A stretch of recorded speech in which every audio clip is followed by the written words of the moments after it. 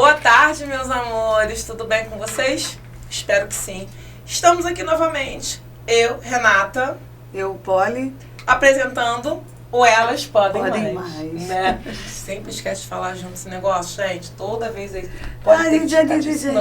Já desistiu. Toda vez desistiu, né? Vou contar, vou fazer igual criança. 1, 2, 3 e...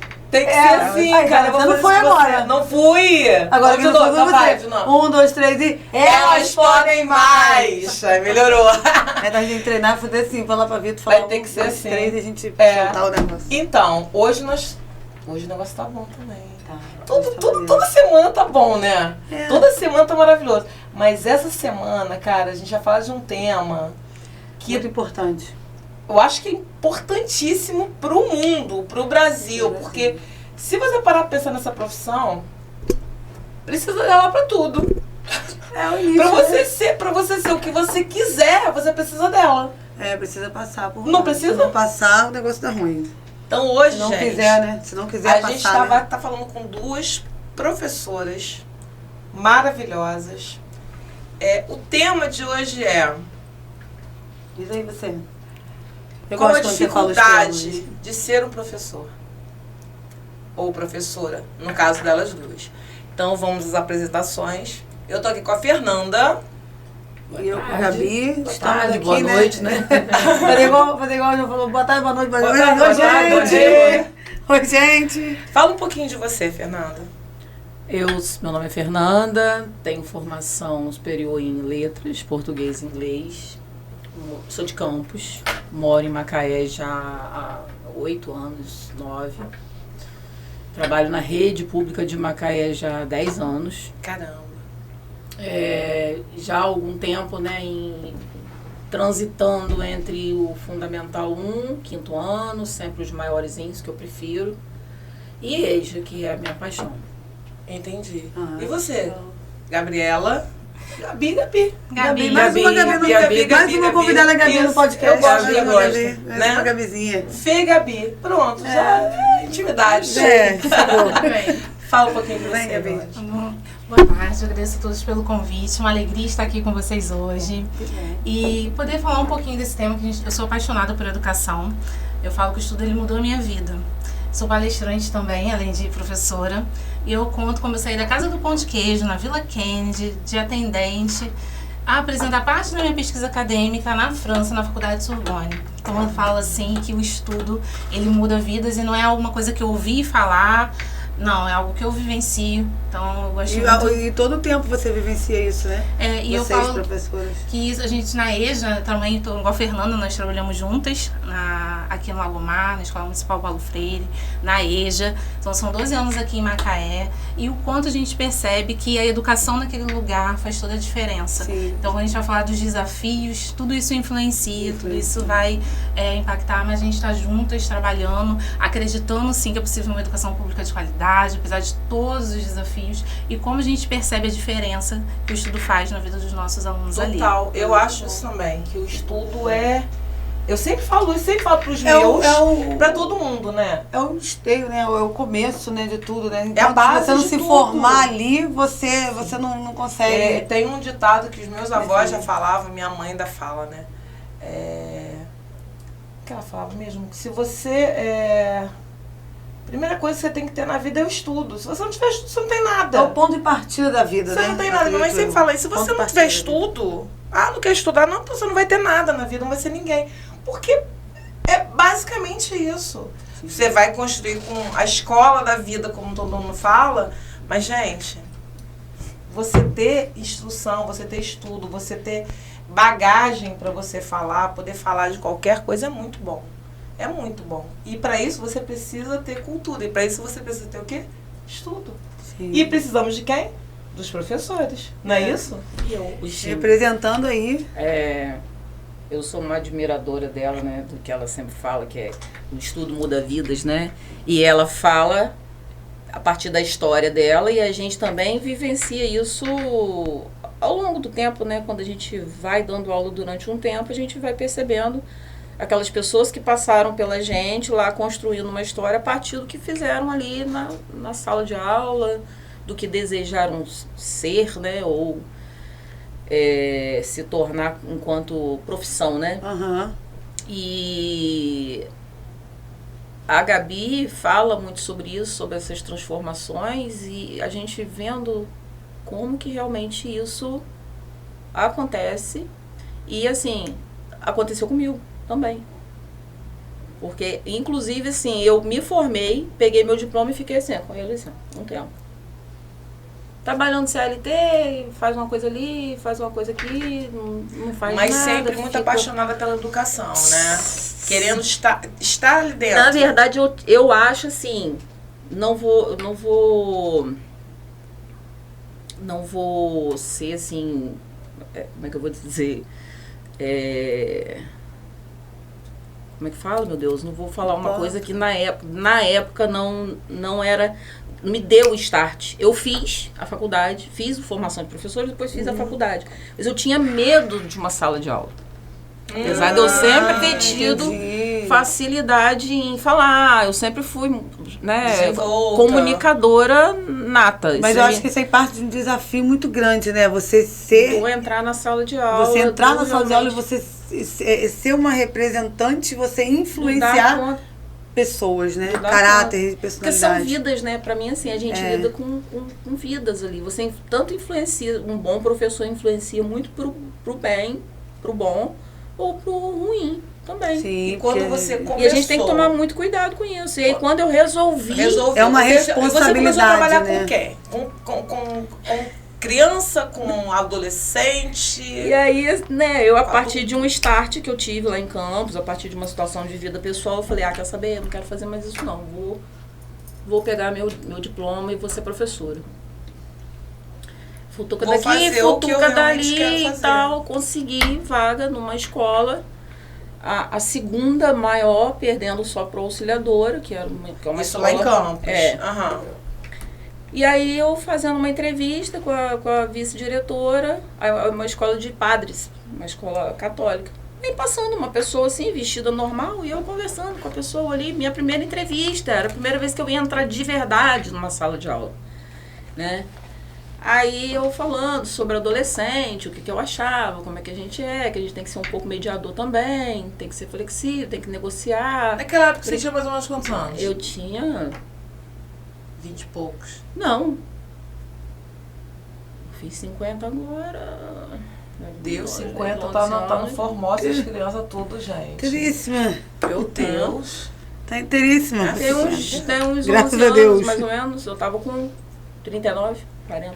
Nossa. Caramba. Foi quando eu resolvi e aí você chegou a passar por vida. empresas e tudo, pra depois falar assim, quer saber, eu vou fazer o que eu amo. Isso aí. E aí... Mas vocês acham que nesse sentido tem a parte de descoberta? Tipo assim, eu me formei, mas... Não, eu vou fazer... É isso mesmo que eu quero. Eu amo isso. É isso que eu quero pra minha vida. Eu acho que eu tinha medo.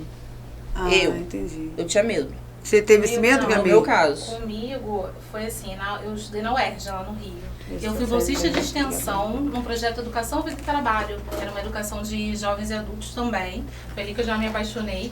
E quando eu entrei, coloquei o pé na sala de aula, antes eu não tinha certeza se eu queria. Comecei a fazer o curso porque eu gostava muito de jornalismo. Aí falaram assim, faz letras que você vai escrever bem, vai falar bem, fiz português, francês, vai ter uma língua que pode te ajudar no futuro. Sim. Então, eu ainda não estava voltada para a educação, mas quando eu coloquei o pé ali naquele projeto, vi uma senhorinha aprendendo a escrever o nome, eles querendo aprender a ler a Bíblia, sabe?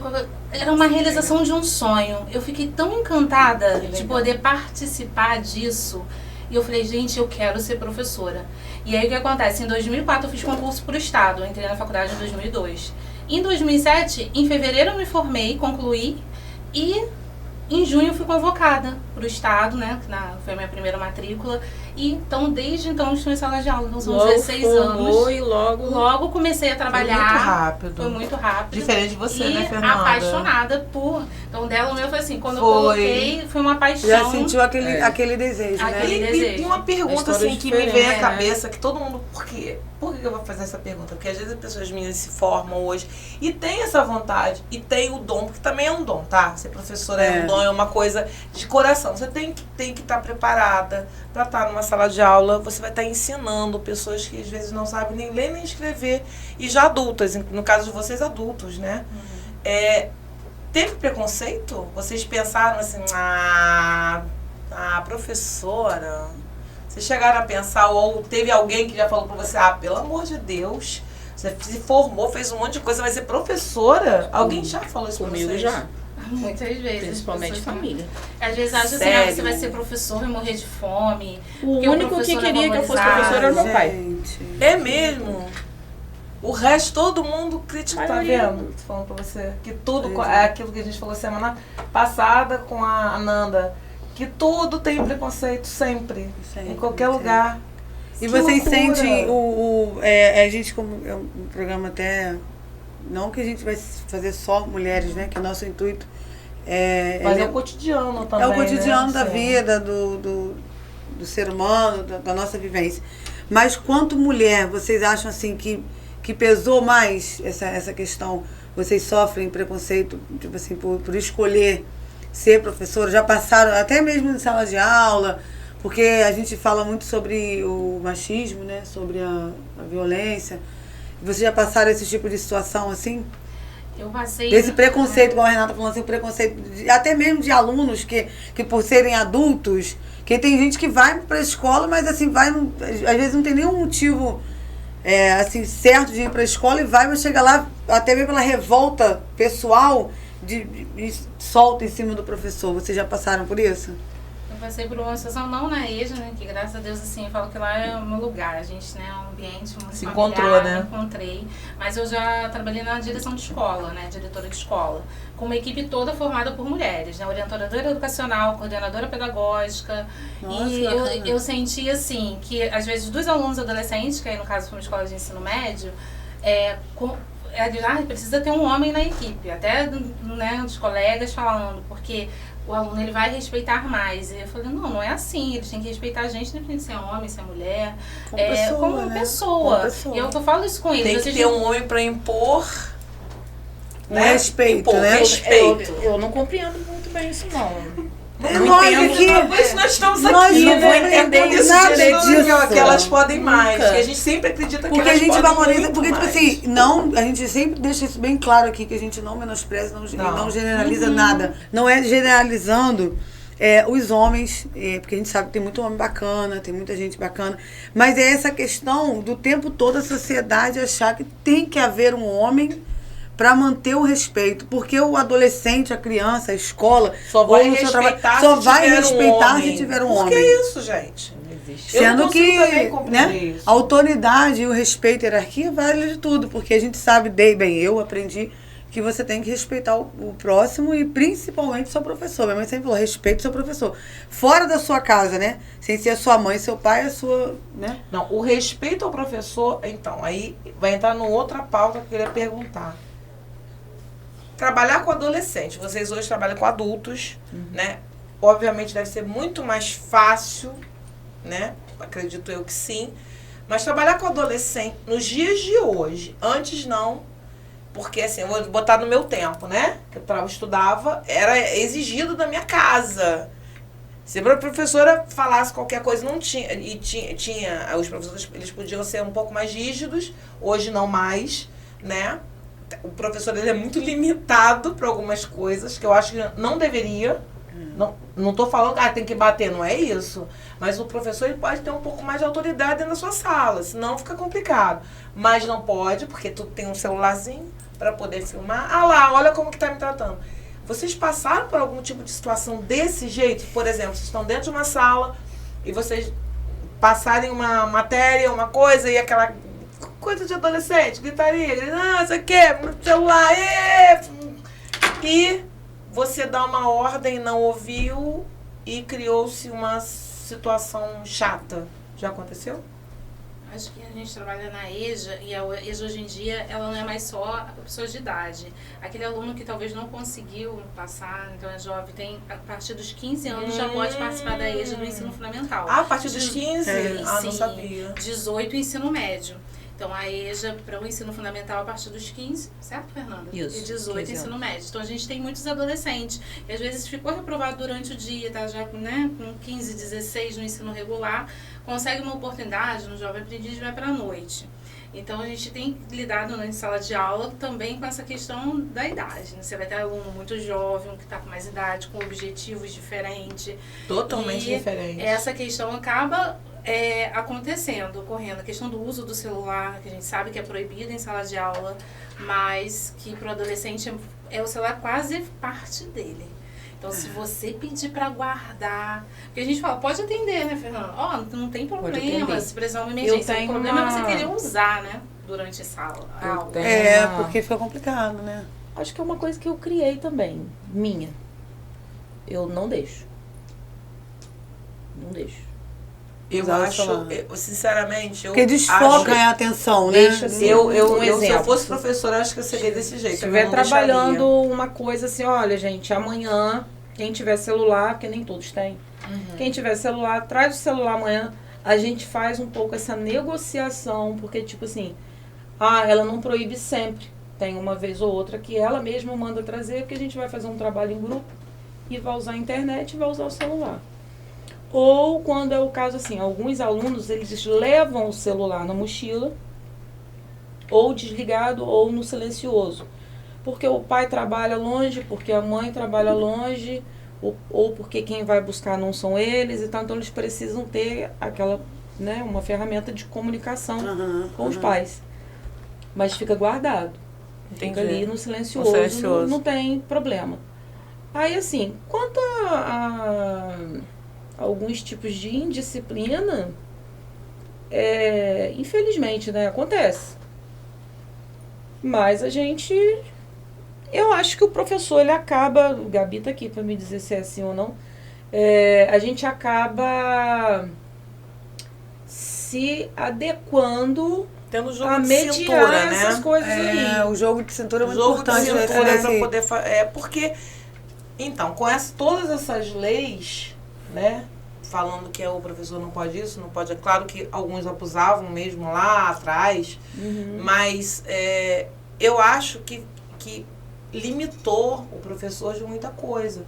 Eu tem muito tempo que eu não vejo mais, graças a Deus, mas eu estava vendo há pouco tempo aí, acho que antes da pandemia, um pouco de aluno, aqui em Macaé mesmo aconteceu isso, dele jogar tudo no chão e ninguém poder botar a mão nele enquanto ele quebrava tudo na escola, E assim, é uma coisa que eu particularmente surreal. Aconteceu, foi com vocês? Não, foi com a gente, mas foi na nossa escola. Foi na escola de vocês? E é um episódio que a gente não gosta muito de lembrar, não. Sério? Não, porque assim, foi uma coisa que foi muito divulgada. Né? Eu me lembro que foi muito divulgada, muito mesmo, divulgada quase mundialmente. Saiu no Fantástico. Saiu no Fantástico, exatamente. E assim, nossa, quando a galera descobriu que Macaé? Oi?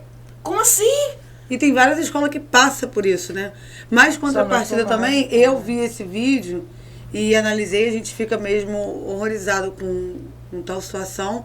Mas eu também parei e analisei o vídeo e fiquei olhando, em especial a criança em si, e fiquei pensando, o que leva a esse comportamento, né? Por que o adolescente ou a criança ela tem esse comportamento? Porque às vezes são coisas que já vêm de casa ou de uma revolta, porque aí a gente para analisar a família brasileira, né? Que às vezes é a mãe sem pai, sozinha e corre atrás e tem ou 2, 3, 4 tem a mãe filhos. E o pai, não sei se é assim para vocês. Estão brigando, estão em crise, estão com problema, porque às vezes os pais não vão olhar para o filho.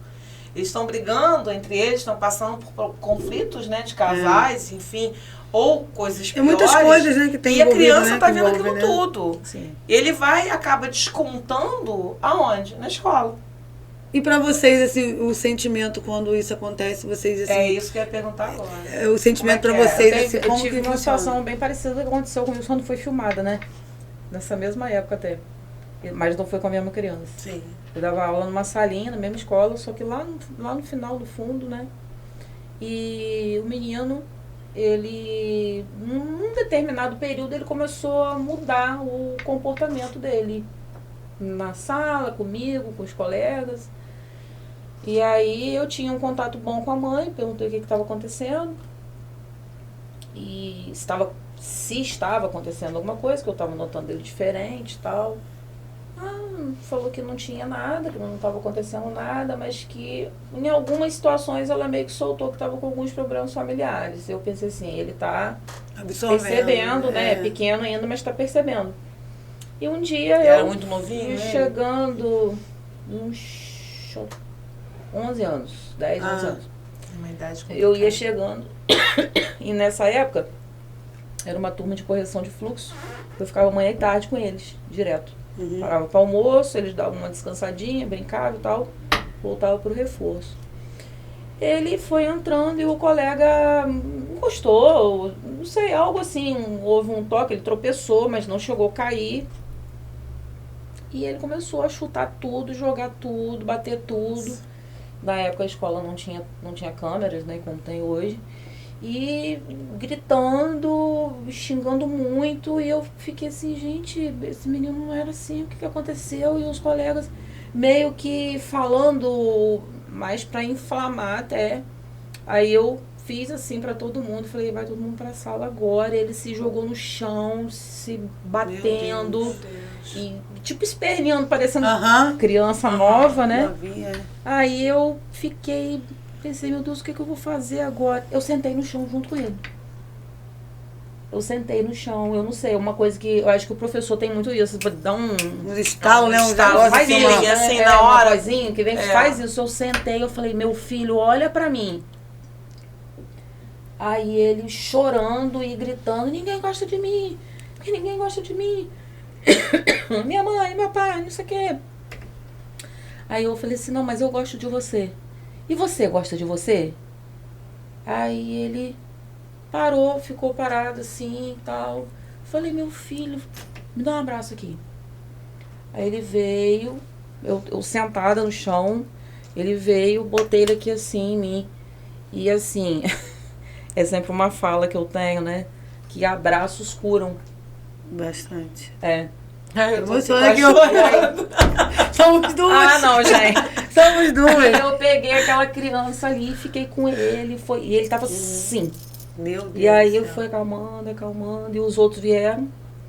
Vamos lá pra dentro e tal, vamos pra nossa aula e não sei o quê. Aí os colegas também iam dar aquela... E aí eu te pergunto. Todo mundo chorando. Gente, já tô aqui já. Eu já vou parar, vou começar a falar várias bobagens pra vocês verem. Não, mas a gente, isso é bom. Mas emociona a gente mesmo, ver, porque sala de aula é isso. Sala de aula e você vê que eles pegam também, né? Os alunos acabam dando aquela... Mas aí eu vou te perguntar, e se eu ficar, ô menino, por que você trouxe? Eu não sei o quê, né? Levanta daí! Mas Fê, sem citar nomes, óbvio. Mas você já viu o professor agindo desse jeito? Se eu já vi? O professor agindo dessa forma. Sai do chão, garoto. Para de gritar, tá gritando por quê? Ou algo do tipo. Se eu já vi? Já. Já, né? Sem ter esse feeling, sem ter ou essa então, coisa. Não deixar lá, tá dando chilique ali, daqui a pouco ele levanta e para. Até porque não tô dizendo que o professor deveria fazer o que eu fiz. Não, eu fiz porque meu coração mandou naquele momento. Mas assim... Mas é um feeling que eu acho que todo professor deveria ter. Não é? Porque você para pensar, você não sabe o que a criança tá passando. Você se sensibilizou, entendeu? Você imaginou assim, caramba, o que esse menino tá passando? O que ele tá falando?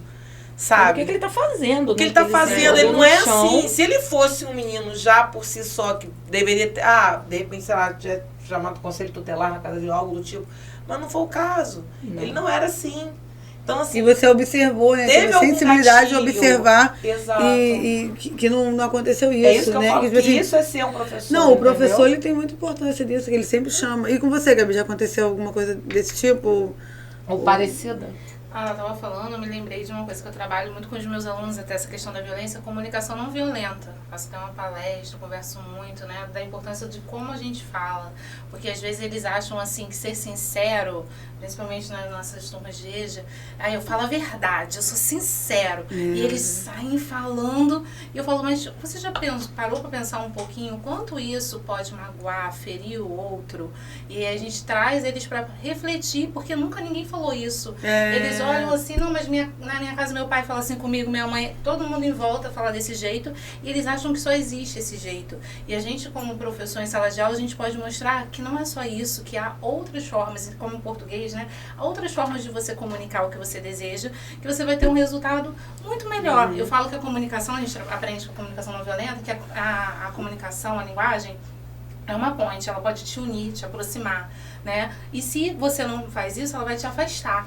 E eu trabalho muito essa questão, porque ela contando aqui eu me emociono, porque a gente vê em sala de aula muitos exemplos, assim, de conflitos que vão tendo entre eles, e isso chega pra gente, às vezes, de alguma forma, e o quanto é importante, né, a gente trabalhar com isso e mostrar que, ó, é possível, vamos fazer algo diferente, vamos falar diferente, e a mudança que a gente percebe no decorrer do ano letivo, né, a gente começa com a turma de um jeito, papo, depois de todo esse trabalho, depois de toda essa conversa. De que valeu a pena, né? Muito, porque no início, às vezes, a gente vai fazendo a ocorrência, né? Você registra, teve esse problema, um conflito, a gente, na escola geralmente nunca deu de ocorrência. E aí você consegue observar como isso vai diminuindo e qual é o papel da educação, que ela não está ali só na sala de aula, porque isso ele vai levar para casa dele. Pra vida, pra vida. né? Pra vida. Então, eu acho que o nosso papel... Porque são relatos, né? São relatos. Eu fui buscar a Lavínia anteontem, segunda-feira, eu fui buscar. Lavínia estuda no Paulo Freire. Ela é filha da minha amiga. Aí eu fui buscar, eu achei muito bonito da professora dela, Quilane, eu acho. Quilane? Quilamara. Como ela foi simpática. Tipo assim, eu cheguei na sala... Meus filhinhos. Ela chama os alunos de meus filhinhos. Aí eu fui buscar a Lavínia assim, aí eu falei, oi, eu sou a tia. Eu fui falar com a tia, ela já me deu um abraço na porta da sala assim. Ai, mãezinha. Aí eu falei, não, eu sou a tiazinha, eu sou a mãe. Aí eu falei, até pareço com a mãe, assim, por causa do cabelo, do corte de cabelo. Ela me não, é minha tia Polly. Não sei o que. Ela falou, que prazer, não sei o que. Aí eu falei, a mãe dela veio amanhã, que tava cortando o cabelo. Não, tá ótimo, tchau. Aí abraçou a Lavínia e falou, aí ficou um muzinho só na sala, ela falou, calma que já tá vindo, não precisa se apavorar. Aí você quebra, você todinho, tipo assim, né? Eu cheguei na correria, vou buscar a Lavínia, tipo assim, na correria, bora Lavínia e tal. Aí, quando eu cheguei lá, eu cheguei na porta da sala, bora Lavínia, boa tarde. Ela, me abraçou. Então, a gente, tipo assim, você vê que isso modifica muita coisa, né? O afeto. E tem mães que chegam, às vezes, na escola, que tá assim, arrasada, tá cansada, não tem aquele afeto. Aí chega na escola, você recebe um abraço desse. Eu até brinquei e falei, cara, tem tanto tempo que eu não entro na escola. Tipo, meus filhos já estão adultos, porque, né? na verdade, o professor, ele tá lidando com eu acho que hoje, a dificuldade de um professor que eu vejo é você lidar com os problemas cotidianos que nós temos hoje. Que é o quê? Quase que a maioria das mulheres, uma grande maioria, mãe solo, que trabalham muito, às vezes em 2, 3 empregos, né? Como enfermeira, como técnica de enfermagem, como professora, como auxiliar de serviços gerais, enfim. E acaba simplesmente não tendo tempo para o seu filho, porque o pai não deu assistência. Muitos não, mas muitos não trabalham muitos também, não né? Porque tem muitos pais também que são os provedores também. Né? Tem os pais e a mãe, mas muitas tem a sua mãe. E a mãe, ela é provedora, a mãe, ela tem que dar assistência, a mãe tem que dar atenção, a mãe tem que dar educação. E acaba não dando conta dessa parte escolar. E eu acredito também na falta de cultura, né? Na falta de educação, da educação na vida, na vida a própria deles. Mãe não teve estudo, mas quer que o filho tenha, né? Eu sei porque eu tenho amigas assim. E também tem ao contrário, né? Acredito eu, vocês já teve problemas assim igual a Renata tá falando, tem mãe que eu conheço muitas mulheres assim, que são domésticas e tal, e não teve estudo e faz de tudo pro filho ter aquele estudo, estudar e corre muito. Mas também tem mães que, porque não teve, acha que não é importante ter. Aí, às vezes, né, deixa o filho deriva. Eu sou filha de uma empregada doméstica, né? Minha mãe trabalhava em casa de família. Que legal. Então, eu vivi isso, que ela trabalhava em casa de família, me levava junto, e ela falava sempre comigo, Gabriela, você quer trabalhar em casa de família? Você quer trabalhar assim, viver assim? Aí eu falava que não. Aí ela falou, então você estuda para você, né, construir a sua vida. Eu sempre tive isso desde pequenininha, então 6, 7, nunca ela falou assim, Gabriela, tem prova amanhã. Nunca se preocupou com uma prova, com nada, e eu tinha assim, não, eu vou estudar. eu vou conseguir. Sempre tive isso dentro de mim. Então, eu estudei a vida toda em escola pública e trabalho a vida toda em escola pública. Por isso que eu falo, eu sou apaixonada por educação, porque eu saí lá da Vila Kennedy, da comunidade, eu olho em volta quando eu retorno lá, né? Tive esse ano lá na vila, conversando com as pessoas, a gente vê, gente, como que eu consegui mudar, o que eu consegui alcançar, tudo isso eu agradeço. É muita força de vontade, né, também, né? Muita Desejo de persistência. ser diferente, de fazer diferente, isso né? que eu tô falando. Elas têm a vontade, porque o professor ele tem que ter vontade. O salário já não é bom, né? O salário ainda não é bom para vocês. Então ali é realmente por amor. É isso que eu falo. O professor ele tá ali por amor. Eu tenho uma sobrinha de 14 anos que eu cobro muito dela isso. Quando chega, às vezes vem uma reclamação, porque acaba todo mundo tomando conta dela dentro do quintal, todo mundo junto, né? Acaba todo mundo tomando conta. Aí desce, vai vem uma ótima aluna, perfeita, mas é adolescente, 14 anos. Mas aí vem aquelas reclamações de celular, porque quer tirar foto. E eu fico monitorando. Às vezes minha irmã trabalhando muito e tal, eu tenho um pouco mais de flexibilidade do que ela. Vou olhar e falar assim, você tá tirando o celular, você tá tirando foto na sala?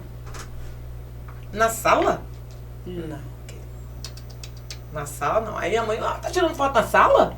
Então assim, eu acho que isso também vem muito de casa, da gente cobrar os nossos filhos. Mas essa coisa da tecnologia, essa coisa de ter esse cuidado todo, cara, é por amor, porque o adolescente, ele tá vindo de um Eu acho um marco, assim, né? eu acho, cara. Acho não, tenho certeza. Não é um achar, né? Com certeza. Eu acho, eu tenho certeza.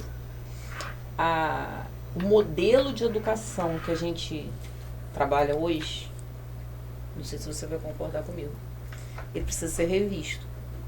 Eu ia fazer essa pergunta. Que bom que você falou. Modelo de educação, a gente recebe todo início de ano um cronograma, né? Tem que trabalhar isso, ensinar isso, o aluno precisa aprender isso, fazer isso ao final do ano, né? E aí, a gente continua no ano de 2024 recebendo um monte de papel. Nossa. Quando, na verdade, você tem celulares... tudo à mão, né? E-mail, também com drive, né? né? Eu gosto de tecnologia também. Mas assim, ok. Porque tem gente que realmente... Eu sou a tecnológica da história. Também gosto então, de tecnologia. Né? Não, mas só tem que criança gente também que não tem papel. acesso. Mandou escrever em papel, eu jogo fora. Mas aí, Espero. assim, eu penso que a tecnologia precisa ser inserida à sala de aula de uma forma pedagógica. Urgente. Sim. Urgente.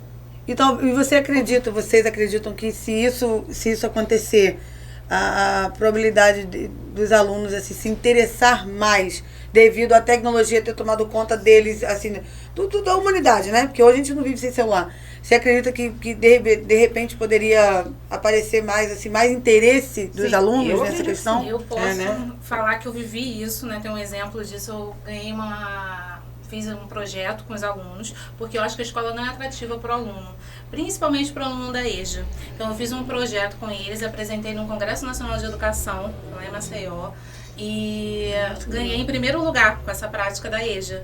E era justamente nesse sentido de como a gente atrai a atenção do aluno. Então, tem metodologias ativas, tem a questão da comunicação não violenta, tem a questão da inteligência emocional. Hoje em dia, tem tanta coisa a nosso dispor, só que a escola ela quase não mudou, ela é muito ainda tradicional. Algumas conseguem avançar nesse sentido. Hoje, agora, a nossa escola tem um quadro, né, tecnológico, lindo, maravilhoso. Paulo né? Freire está tirando onda, né? Agora, muito bem. Mas é questão da gente aproveitar a nosso favor. Então, assim, a Fernanda trouxe muito bem isso. Usar a tecnologia a nosso favor. E não acontece, às vezes. Ia facilitar, né? Para o aluno, infelizmente. Porque se você for comparar, por exemplo, um aluno dá para facilitar que estuda numa escola particular, ele já tem todo esse acesso. Mas agora nós... Né? Aqui, né? Elas podem, nós não, elas podem. A nossa escola tá... Tem que poder cada vez não, porque eu acredito também que seja a mente aberta dos professores também, de estar falando sempre. Você pega uma criança, por exemplo, que vive recebendo estímulo, né? Ali no celular. É desenho, é vídeo, é TikTok, é não sei o quê. E a gente tem que lidar com isso sim, porque é verdade, eles usam, eles veem. E acabou, e ponto. Né? A criança com um ano e pouco de idade já sabe pegar o celular e ficar mexendo. Meses, a criança sabe fazer. Isso. Então, assim... Fico apavorada. Não tem aquela história de não pode com eles, junte-se a eles? Seria tipo isso. Exatamente isso. Você pega aquilo ali e vai usar de uma forma que você consiga dar aula, abordando daquela forma ali. E vai voltar a atenção deles melhor, né? Favor. Porque aí eles vão ficar vidrados. É todo mundo colorido, é engraçado, tem musiquinha, tem dancinha, tem não sei o quê. Aí chega lá, tem um professor, um quadro, enche o quadro, um monte de... falando. E fora que eu imagino, trabalhando com o adolescente, falando assim, poxa, professora, tô até vendo, eu fico visualizando, eu falo com minha sobrinha, eu visualizo vocês na sala. Como, Dadá? Visualizo. Poxa, professora, tudo pra escrever? Eu já reclamava na época. Para quê? Agora. Tudo pra Porque na verdade, se você parar pra pensar... O professor tem que ser criativo também, né? Tem que ser criativo. Umas coisas e ao mesmo assim... tempo, sendo professora de português como vocês são, também tem que treinar datilografia. Faz como? Se as crianças só querem mexer no celular, tem que treinar. Tem. Não tem? E como você faz isso? Tem que ter um jogo de cintura. No meu caso... Meu Deus... Gabi sempre fala, né?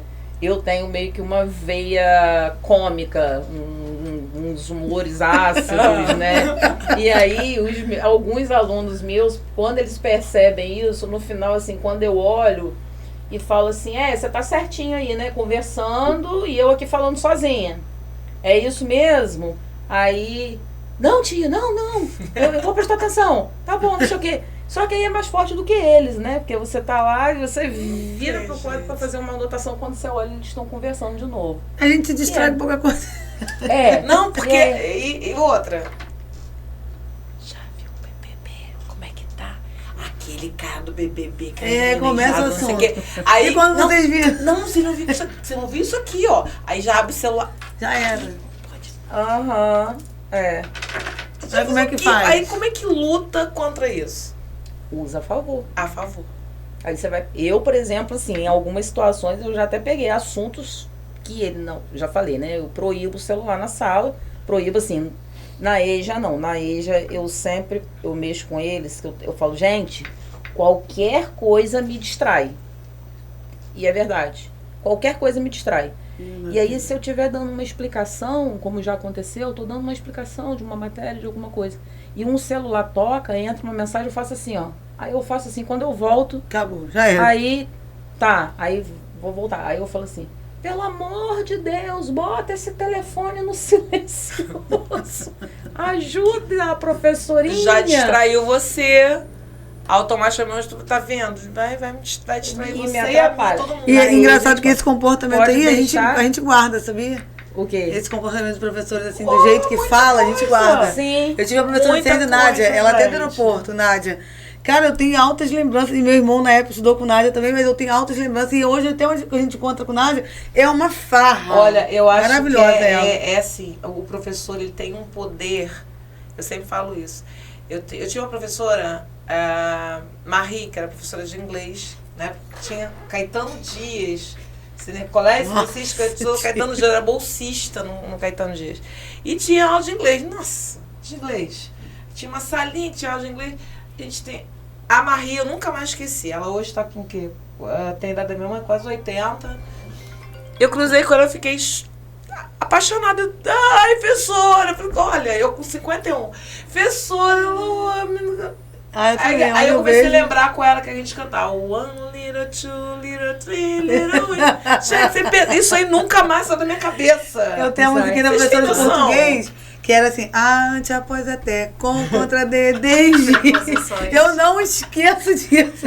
E ensinei meus filhos assim. E assim, isso eu acho uma coisa tão maravilhosa, porque tá na minha mente até hoje. Isso aí eu aprendi quando eu tinha o quê? Sei lá, 10 anos, 9 anos. Aqui, vocês conhecem o Polivalente, né?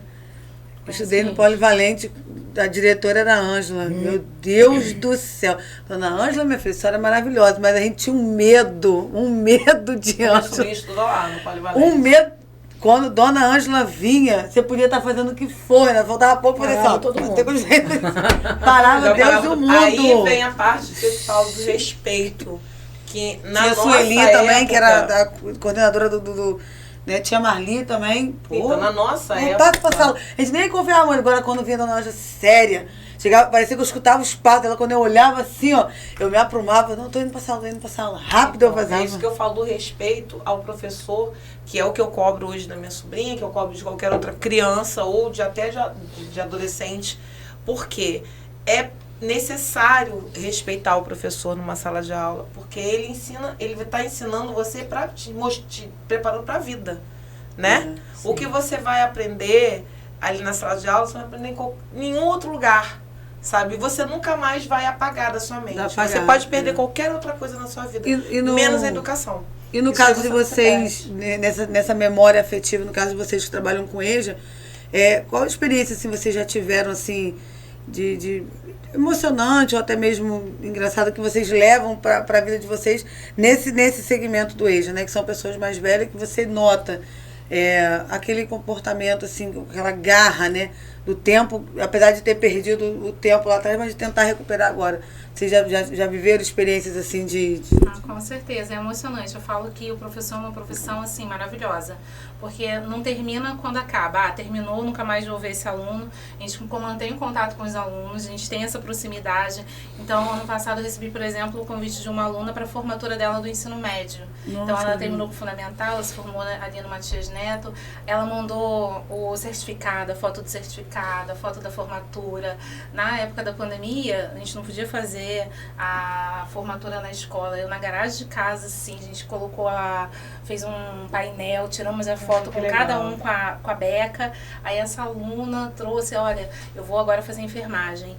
Então, a educação, ela te possibilita muito isso. Eu sou e a gente fica toda bobinha, né? Eu sou apaixonada. Eu sou coautora desse livro. Eu ia falar aqui. sobre isso agora. Fala um pouquinho do seu livro.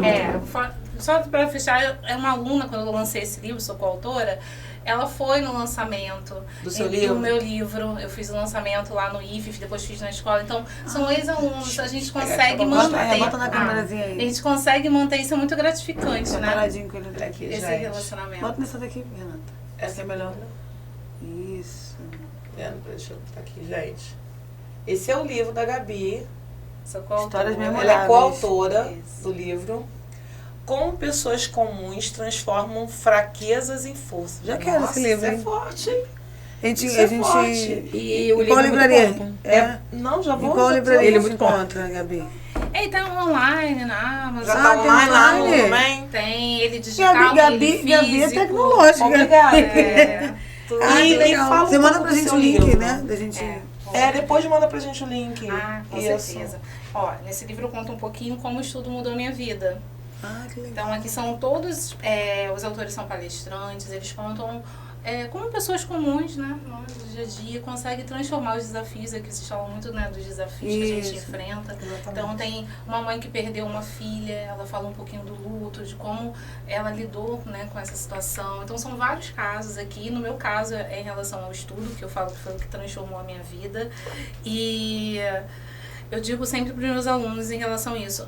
Eu às vezes acho que eu não vou conseguir, não vou superar, tá passando por uma situação muito difícil. Às vezes a gente passa por alguma coisa na nossa vida que a gente olha e acha, eu não vou conseguir superar.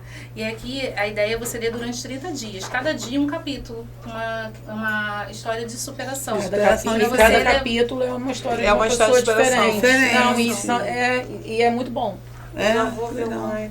É um livro gostoso de ler. Demais, gente. E no caso, vocês, assim, na rotina de vocês, né? São casadas, têm filhos, e como vocês levam, porque vocês acabam tendo uma preocupação muito grande com a turma, né? Com os alunos, que eu acredito que, né, até pelo que a Fernanda falou, vocês devem ir para casa, às vezes, pensando naquele aluno, meu Deus, fulano não tá legal, não tá bom isso e tal.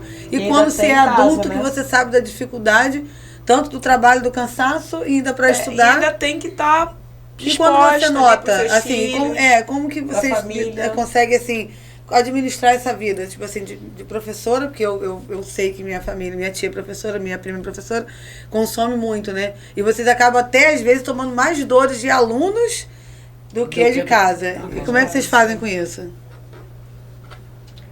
Olha, eu tenho uma filha vai fazer 25 anos e tenho um menino com 14. Ele morou 5 anos comigo.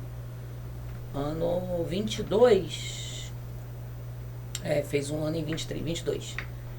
Ele desenvolveu uma espécie de rejeição à escola, porque foi quando voltou da pandemia, e aí a gente trocou de bairro, e ele trocou de escola, saiu do Fundamental 1 para ir para um 2.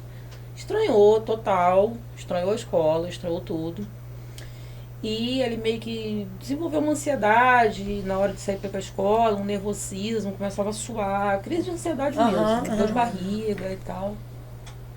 E aí naquele período eu estava com uns projetos na cabeça de fazer, né, de executar.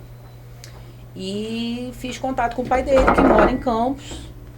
E ele foi morar em Campos. Ele não mora comigo mais, meu filho não mora comigo mais. Então, assim, como que eu lido com isso?